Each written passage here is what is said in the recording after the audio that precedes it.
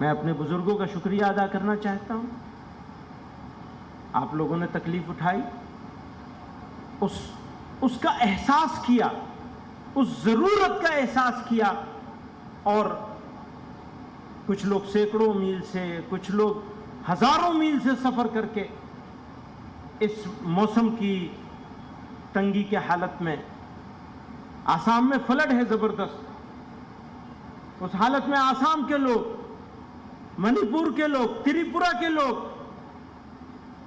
کیرلا سے، کرناٹکا سے، تامل ناڈو سے، اور پھر یہ اپنے جو قریب کا علاقہ ہے، سب سے بڑا وفد مغربی بنگال سے آیا. مغربی بنگال کی جمعیت علماء مضبوط ہے، وہاں کارکنان موجود ہیں ہمارے بڑی تعداد میں الحمدللہ، اور لوگوں کو تکلیف ہوئی ہے یہاں. جس طرح خدمت کر سکتے تھے ہم لوگ نہیں کر پائے، لیکن یہ آپ ہی کا کام ہے. ہمارے دل میں یہ احساس ہے کہ میزبانی کی ذمہ داری ہماری تھی، ہم پورا نہیں کر سکے، لیکن آپ کو بھی یہ سمجھنا ہوگا کہ آپ بھی میزبان ہیں.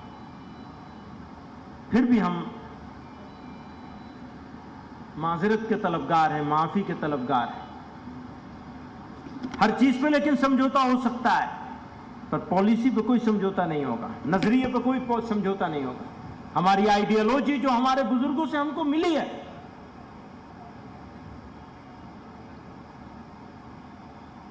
جو سیکھا ہے، جو جانا ہے، جو پڑھا ہے، اس کو ملک اور ملت کے مفاد میں. مجھے اچھی طرح یاد ہے، امروہہ میں پڑھتا تھا، بچہ تھا چھوٹا سا، میرے والد رحمۃ اللہ علیہ وہاں تشریف لے گئے، میں حفظ کر رہا تھا. یہ مولانا مفتی سلمان صاحب کے والد، ہمارے مربی، استاد اور ہمارے امیر حضرت مولانا قاری عثمان صاحب رحمۃ اللہ علیہ کی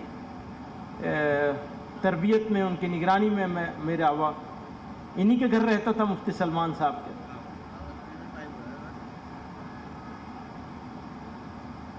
تو وہاں ایک میٹنگ ہوئی، حکیم سیانت اللہ صاحب مرحوم ہوا کرتے تھے، انہوں نے یہ بات کہی کہ آپ نے یہ تحریک چلائی ہے ملک و ملت بچاؤ تحریک، اس میں ملک پہلے رکھا ہے، ملت بعد میں رکھی ہے.